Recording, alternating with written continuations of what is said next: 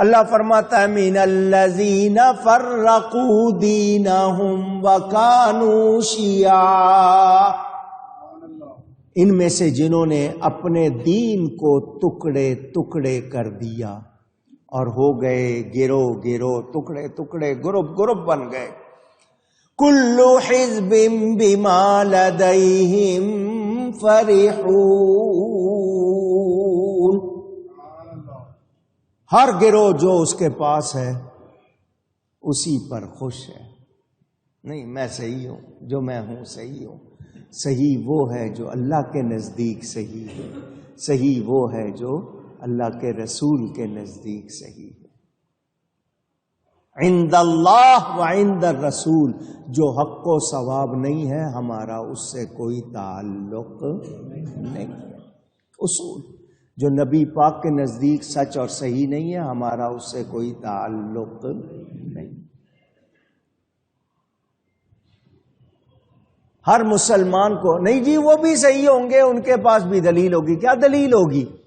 جب واضح احکام آ گئے تو اب رعایت نہیں ہوگی.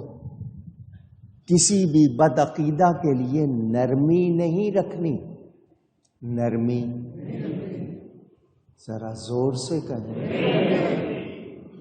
نہیں جی زمانہ بدل گیا، کسی کو کچھ نہ کہو، گٹر کے پانی کو بھی شربت کہو. نہ، ایمان کے معاملے میں رعایت ہو سکتی. جو صحیح ہے وہ صحیح ہے، جو غلط ہے وہ غلط. ہم سچ کی صحیح کی پیروی کریں گے، غلط کی کسی طرح رعایت نہیں کریں گے.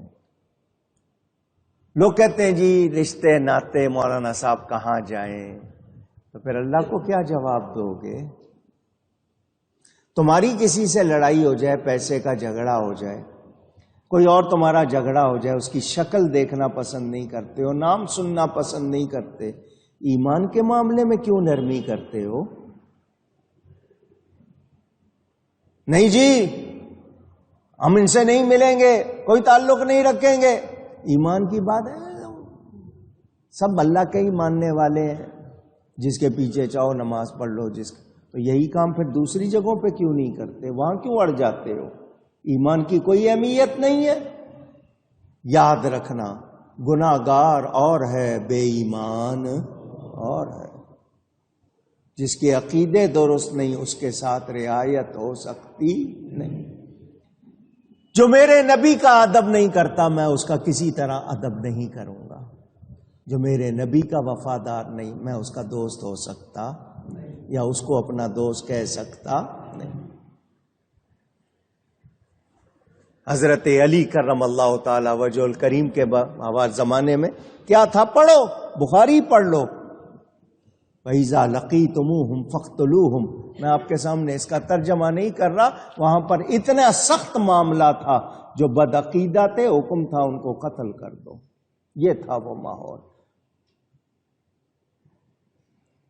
کیوں کہ وہ سسٹم کو خراب کرتے ہیں، وہ دین کے نظام کو خراب کرتے ہیں.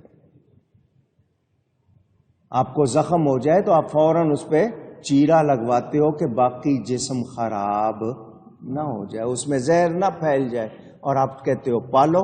پالنے کا نتیجہ کیا نکلے گا؟ پھر بیماری سارے معاشرے میں جاتی ہے، اور یہی ہو رہا ہے. بدعقیدگی کی کوئی گنجائش اونچی کہہ دیجئے نہیں. اگر کوئی کسی غلط عقیدے پر ہے فوراً توبہ کرے. کیا کرے؟ کیا کرے؟ توبہ کا مطلب جو غلطی ہو گئی اس پہ شرمندہ، آئندہ وہ غلطی نہ کرنے کا پکا ارادہ. معلومات نہیں تھی، توبہ کر لیں. آپ ان سے رشتے ناتے جوڑو گے، نتیجے میں پھر آپ کا ایمان بچنے والا نہیں، کیونکہ رعایت ہو جائے گی. آپ رعایت کی وجہ سے حق بات نہیں کرو گے تو پھر کیا ہوگا؟ منافقت آئے گی. ایمان کے معاملے میں کوئی لچک ہو سکتی نہیں. تو یہ میں نے مختصراً آپ کو فرقوں کے حوالے سے بتایا. اللہ فرماتا ہے وَإِذَا مَسَّ النَّاسَ ضُرٌّ دَعَوْا رَبَّهُم مُنِيبِينَ إِلَيْهِ. اور جب لوگوں کو تکلیف پہنچتی ہے تو اپنے رب کو پکارتے ہیں، اس کی طرف لوٹتے ہوئے، رجوع لاتے ہوئے۔ ثم اذا اذاقهم منه رحمہ، پھر جب وہ انہیں اپنے پاس سے رحمت کا مزہ دیتا ہے، اذا فریق منهم بربهم یشرکون،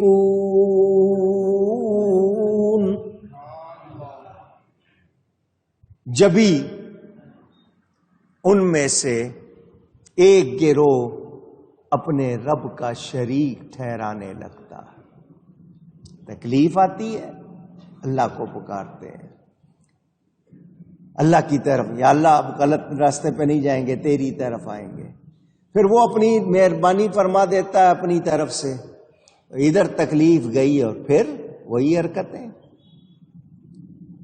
میرے دوستوں اور بزرگوں، اللہ تعالی قادر اور قدیر ہے۔ لفظ قادر کے معنی سب کچھ کر سکتا ہے۔ سب کچھ سے مراد گناہ نہیں لینا، عیب نہیں لینا۔ اللہ تعالی قادر ہے، کوئی شے اس کی قدرت سے باہر، لیکن اس کا یہ مطلب نہیں کہ اس کے لیے کوئی عیب سوچیں گے، اس کے لیے کسی عیب کا تصور بھی ممکن نہیں، کیونکہ اللہ وہ چاہتا نہیں۔ شیئن قدیر کا مطلب چاہے پر قادر، اللہ جو چاہتا ہے اس پر قادر ہے، اور وہ ہرگز ایسی کوئی بات اس کے لیے ہم تصور نہیں کر سکتے کہ وہ اپنے لیے عیب کا چاہے، ایسی کوئی گنجائش نہیں۔ اللہ تعالی بتا رہا ہے مکہ کے مشرکوں کے بارے میں، درن در مضر، یہ آپ لفظ بولتے ہیں۔ کوئی نقصان، آپ نقصان کہتے ہیں، اصل لفظ نقصان ہے۔ بہرحال کوئی ان کو نقصان پہنچتا ہے، بھوک آ جائے، قحط پڑ جائے، بارش بند ہو جائے، بیماری آ جائے، کوئی اور تکلیف آ جائے، کوئی آفت، کوئی بلا آ جائے، کوئی ایسی چیز جو ان کو ایذا پہنچائے، تو اپنے پروردگار کو پکارتے، اس وقت اللہ کو پکارتے۔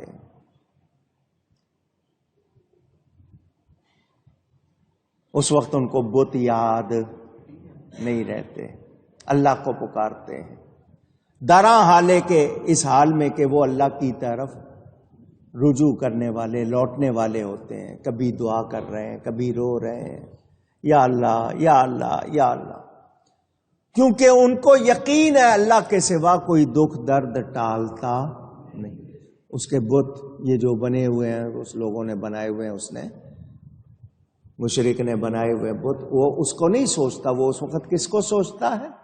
اللہ کو۔ اس وقت وہ نہیں کہتا کہ یہ بت طاقت رکھتے ہیں، وہ اللہ کو پکارتا ہے۔ ثم اذا اذاقہم، تو جب اللہ انہیں چکھاتا ہے، منہ اپنی طرف سے رحمت، جب اللہ ان کی تکلیف کو ہٹا کر، دور کر کے ان پر مہربانی کرتا ہے، یعنی انہیں دکھ درد سے نجات ملتی ہے، بارش ہو جاتی ہے، رزق ہو جاتا ہے، تندرستی مل جاتی ہے۔ اذا فریق منہم، اس وقت ایک گروپ بربہم یشرکون، پھر اپنے رب کے ساتھ شرک کرنے لگ جاتا ہے، پھر اسی بت کا سلسلہ، پھر اسی کا سلسلہ۔ اللہ نے تندرستی بخشی تھی مگر وہ اپنے بت کے ساتھ لگ جاتا ہے۔ اب یہاں سوال یہ ہے کہ ایک گروہ کی تخصیص کیوں ہے؟ اللہ کیوں نہیں فرماتا وہ سارے؟ نہیں فرمایا ان میں سے ایک گروہ۔ یہ جو بات تھی جو ظاہر ہوئی، یہ ایک گروہ سے ظاہر ہوئی تھی، سب کے سب ایسے نہیں۔ تو جب ایک گروہ سے ظاہر ہوئی تو اللہ نے اسی کے لیے فرمایا۔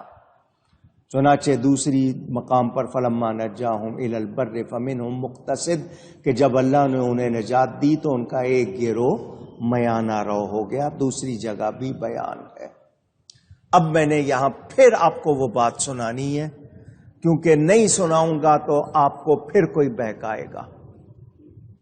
کہتے ہیں دیکھو وہ اپنے بتوں کو، اللہ کو پکارتے تھے مشکل میں، پھر اپنے بتوں کی طرف چلے جاتے تھے۔ تم بھی اللہ کو پکارتے ہو، پھر تم اپنے بابوں کی طرف چلے جاتے ہو، ولیوں کی طرف چلے جاتے ہو۔ یہ کہہ کے آپ کو کہے گا کہ جو ان کا حال تھا وہ تمہارا حال ہے۔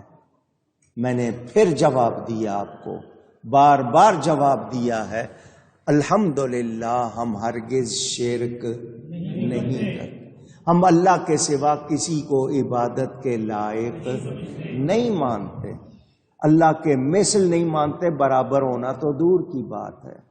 ہم نبیوں ولیوں کو ہرگز نہ اللہ کا ٹکڑا مانتے ہیں، نہ اللہ جیسا مانتے ہیں، نہ اس کی مثل، نہ اس کا شریک، نہ اس کے برابر۔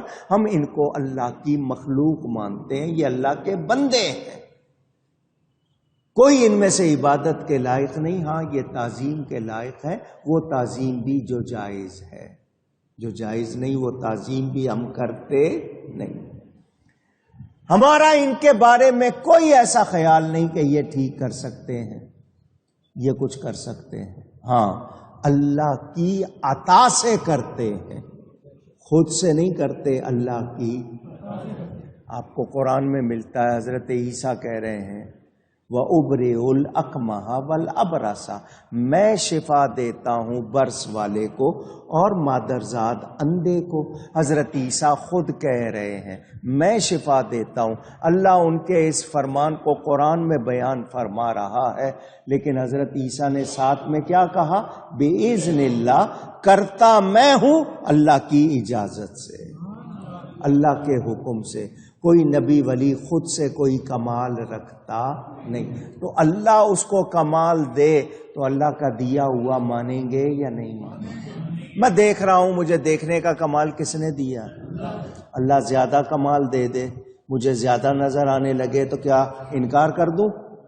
اللہ دیتا ہے، اللہ فرماتا ہے جو میرے پیارے بن جاتے ہیں ان کی آنکھ میں بن جاتا ہوں، پھر وہ اللہ کی عطا سے دور و نزدیک دیکھتے ہیں، سنتے ہیں، تصرف کرتے ہیں۔ تو بت پرستوں کا حال اور تھا، ہم ان جیسے، اونچی کہہ دیں تو جو کہے کہ نہیں وہ بھی ایسا کرتے تھے تو وہ بولو ظالم ہے یا نہیں؟ اور اللہ ظالموں کو ہدایت نہیں۔ الحمدللہ ہم مسلمان ہیں، ہمارا کوئی عقیدہ شرکیہ نہیں، شرک والا کوئی عقیدہ نہیں۔ ہم یا رسول اللہ یا علی یا غوث مدد پکارتے ہیں تو اللہ کی عطا کا مظہر سمجھ کے، یہ نہیں کہتے کہ نبی خود سے کرتا ہے، علی خود سے کرتا ہے، ولی خود سے کرتا ہے، نہیں، ان کو نبی بنایا اللہ نے، ان کو کمال والا بنایا اللہ نے، ان کو طاقت عطا فرمائی اونچی۔ بھئی عجیب لوگو، یہ چیز کھاؤ گے طاقت آئے گی، وہ جو غذا کہتے ہو جی آج کل مثلا ڈرائی فروٹ، یہ جو نٹس ہیں ان کو آپ ڈرائی فروٹ کہتے ہو، انگلش والے ڈرائی فروٹ اور چیزوں کو کہتے ہیں، وہ جو پھلوں کو خشک کر لیں ان کو کہتے ہیں۔ یہ کیپسول ہے، اخروٹ ہے، کاجو ہے، بادام ہے، پستہ ہے، چلغوزے ہیں، ان کے اندر جو تاثیر ہے مانتے ہو یا نہیں؟ ذرا اونچی کہہ دیں، کس نے رکھی ہے؟ تو جو اللہ ان چیزوں میں طاقت رکھ رہا ہے اپنے بندوں میں نہیں رکھ سکتا؟ کیسے لوگ ہو؟ لوہے میں اثر کس نے رکھا ہے؟ اونچی۔ ہوا میں اثر کس نے رکھا ہے؟ پانی میں اثر کس؟ تو یہ سب بھی مخلوق، نبی ولی بھی مخلوق، نبی ولی اعلیٰ مخلوق۔ جب ان چیزوں میں اتنا اثر ہے، نبی ولی میں کتنا؟ دینے والا کون؟ تو اللہ کا دیا ہوا مانیں گے یا نہیں مانیں گے؟ اونچی کہیے۔ تو جو انکار کرتے ہیں وہ درست نہیں ہے۔ تو آپ کو جان لینا ہے۔ وہ کہیں گے نہیں تم بھی ویسے ہی ہو، تو ان سے کہہ دینا تم ظلم کر رہے ہو، تم سمجھ نہیں رہے ہو۔ میرے دوستوں اور بزرگوں، جنہوں نے دین کے ٹکڑے ٹکڑے کر دیے، وہ سمجھ رہے ہیں ہم صحیح ہیں، اس میں خوش ہیں، وہ ہرگز درست نہیں۔ اہل سنت و جماعت نبی پاک اور صحابہ کے طریقے والے درست ہیں۔ میرے دوستوں اور بزرگوں، اولیاء کے بارے میں، اللہ کے پیاروں کے بارے میں ہمارا عقیدہ یہی ہے، وہ اللہ کے پیارے ہیں، اللہ نے ان کو کمال عطا کیے ہیں، وہ اللہ کی عطا سے کمال والے ہیں، خود کمال والے، خود سے کمال والے نہیں ہیں۔ تو جب عطائی اور ذاتی کا فرق سمجھ آ جائے گا تو بات بھی سمجھ میں آ جائے گی، ٹھیک ہے؟ اچھا، اگلی بات یہ کہہ دوں کہ میں نے کہا نا ہم سب بندے ہیں مگر درجے میں ہم سب برابر نہیں، جن کو اللہ نے شان دی وہ زیادہ ہے۔ میں نے آپ کو بتایا اولیاء کے کتنے درجے ہیں، عام ولی ہے، پھر خاص ولی ہیں، پھر اصحاب النوبہ جو پیپل آف ڈیوٹی، جن کی ڈیوٹی ہوتی ہے، پھر ان میں رجال الغیب ہیں، پھر ان میں غوث ہیں، قطب ہیں، ابدال ہیں، اوتاد ہیں، اور امنا ہیں، اخیار ہیں، نجبا ہیں، نقبا ہیں، اتقیاء ہیں، اصفیاء ہیں، ازکیاء، یہ اولیاء کے درجے ہیں۔ اتنے درجے تقریباً گنتی کریں گے تو تقریباً 16 بن جائیں گے، 16 درجے ہیں۔ کچھ لوگ 7 بیان کرتے ہیں، میں نے 16 تک بیان کیے، 16 درجے ہیں۔ اس کے بعد درجہ شروع ہوتا ہے صحابہ کا، پھر صحابہ میں درجے ہیں، صحابہ میں بدر والے، احد والے، بیعت رضوان والے، عشرہ مبشرہ، پھر خلفائے راشدین، ان سب میں حضرت ابوبکر افضل۔ پھر صحابہ سے آگے درجے شروع ہوتے ہیں نبیوں کے، پھر 1.25 لاکھ کم و بیش نبی ہیں، ان میں 313 رسول ہیں، پھر 5 نبی آخر میں آتے ہیں جن کے درجے زیادہ، جہاں سب کے درجے ختم ہو جاتے ہیں وہاں سے میرے نبی کا درجہ شروع ہوتا ہے، وہاں سے میرے نبی کا درجہ شروع ہوتا، سب سے اولا و اعلی۔ کوئی برابری ہو سکتی ہے؟ اور نبی کی برابری نہیں ہو سکتی تو خدا کی کہاں سے سوچ سکتے ہیں؟ مگر یہ لوگ سمجھتے، مانتے نہیں، انہوں نے ماننا نہیں ہے، ہم نے چھوڑنا، ہم نے چھوڑنا۔ یہ بیان جاری ہے، میں نے خلاصے کے طور پر آپ کو بتا دیا۔ حزب، گروہ، گروپ، پارٹی کو کہتے ہیں، ہم اللہ کی پارٹی ہیں، ہم رسول کی پارٹی ہیں، اس کے سوا ہم کسی کی پارٹی، ہاں اللہ والوں کی پارٹی کو، وہ بھی اللہ اور اس کے رسول کی پارٹی کے لوگ ہیں، جو اس کے نہیں ہیں وہ ہمارے، جو ان کے ہیں وہ ہمارے ہیں، جو ان کے نہیں وہ ہمارے نہیں، ذہن میں بٹھا لو۔ میں نے آپ کو بتا دیا اولیاء کرام جن کے طریقے پر چلنے کی ہر رکعت میں دعا کرتے ہیں، ان کے صحیح عقیدے، میں جعلی پیروں کی بات نہیں کر رہا، غلط پیروں کی بات نہیں کر رہا، میں اہل حق کی بات کر رہا ہوں۔ اللہم ارنا الحق حقا وارزقنا اتباعہ وارنا الباطل باطلا وارزقنا اجتنابہ۔ ہم اللہ سے کیا کہتے ہیں؟ یا اللہ ہمیں حق دکھا اور حق پر ہی ثابت قدمی عطا فرما، حق کی پیروی کی توفیق عطا فرما، جو باطل ہے اس سے بچا اور ہر باطل سے ہمیں دور رکھ۔ یہ ہماری دعا ہے۔ الحمدللہ ہم اہل سنت و جماعت حق پر ہیں، حق پر، اور انشاءاللہ جنتی ہیں۔ سمجھ آ گئی بات؟ غلط عقیدے سے، غلط عقیدے والوں سے ہمارا کوئی تعلق ہے۔ سنی رہنا ہے، سنی جینا ہے، سنی مرنا ہے، قیامت میں سنی اٹھنا ہے انشاءاللہ، اور یہی کہتے ہوئے اٹھنا ہے، سب سے اولا و اعلی۔ گفتگو میں مجھ سے کہیں کوئی غلطی ہوئی ہو، اللہ تعالی اس کے رسول صلی اللہ علیہ وسلم کی بارگاہ میں توبہ کرتا ہوں۔ یہ بیان جاری ہے۔ میں نے چونکہ آیت آئی تھی کچھ فرقوں کے بارے میں، پچھلے جمعے بتا دیا، کچھ آج بتا دیا۔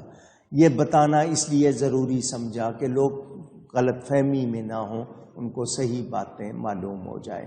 اہل تشیع، ان کے بارے میں بہت زیادہ نہیں بتایا، یہ اس قرآن کو صحیح نہیں مانتے، کہتے ہیں اصلی قرآن نہیں ہے یہ صحابہ کو برا کہتے ہیں. میں نے ان کی کچھ باتیں آپ کو بتائیں، وہ کہاں تک گئے ہوئے ہیں اللہ کی پناہ.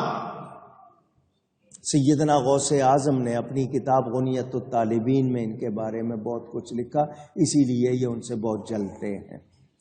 تو میں نے تقریباً دیوبندی، وہابی، شیعہ، چکڑالوی، مودودی، گکھڑوی، قادیانی، پرویزی، ان سب کے بارے میں بھی بتا دیا. اہل حدیث کہلانے والے تمام عقیدوں کے بارے میں بتا دیا. اس کو یاد کرو اور اپنے عقیدے درست کرو. اللہ ہمیں توفیق عطا فرمائے.